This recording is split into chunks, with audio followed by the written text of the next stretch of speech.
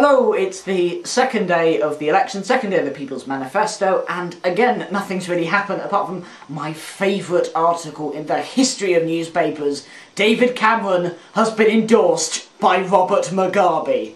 This is not made up. The Zimbabwean dictator, Robert Mugabe, completely fucked the country's economy, has endorsed David Cameron. It's just brilliant. But, again, I think Robert Mugabe speaks for itself. There's no way I can make that more pertinent or funny.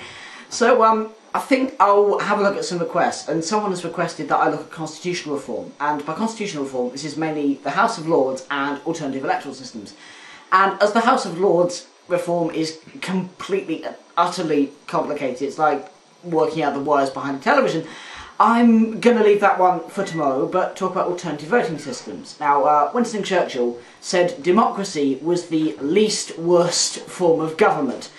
And I think this can pretty much be applied to alternative voting systems, as they're all crap.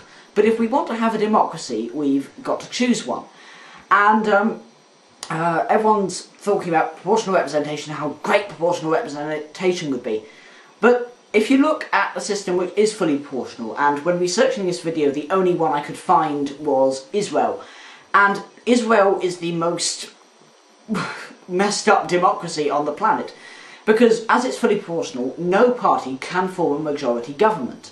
And this gives the smaller parties a huge amount of power, and the small parties that the big parties like to caucus with are usually the little nutty right-wing ones who want to keep building settlements in the regions that Israel doesn't really own. And this is one of the biggest problems in the Middle East. So proportional representation doesn't always work. And if we apply it to Britain, the tiny little parties that are going to get this disproportionate amount of power are the BNP. And do we really want a couple of little fascists having all that power? I don't think so. And neither Labour or the Liberal Democrats have actually proposed proportional representation. People don't realise this. What Labour have actually proposed is something called the alternative vote, which Roy Jenkins in the Jenkins report actually worked out is far less proportional than what we have at the moment. In fact, in the alternative vote, the bigger parties would have even more control. So, kind of going the opposite way to what we really want. And the Lib Dems, again, have not proposed a fully proportional system.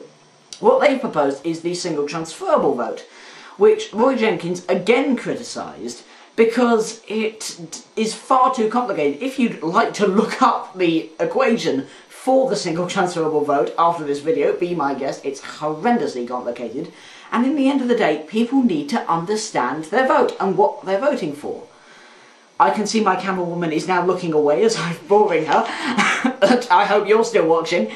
And no, it's fine. It's very interesting. Continue, please. Thank you. What I actually propose myself is the alternative member system, like they use in Germany. And this is a system where half the MPs are elected and the other half are added to make it proportional. So you still have constituency representation, it's still broadly proportional, but what the Germans have done to keep out the neo-Nazi parties is there's a minimum percentage you have to attain before you get any seats. This stops wasted votes, keeps out far-right parties, and seems to be the best solution. It has its problems, but overall it seems to work. And the level of stability Germany has enjoyed in recent years is enviable. Thank you.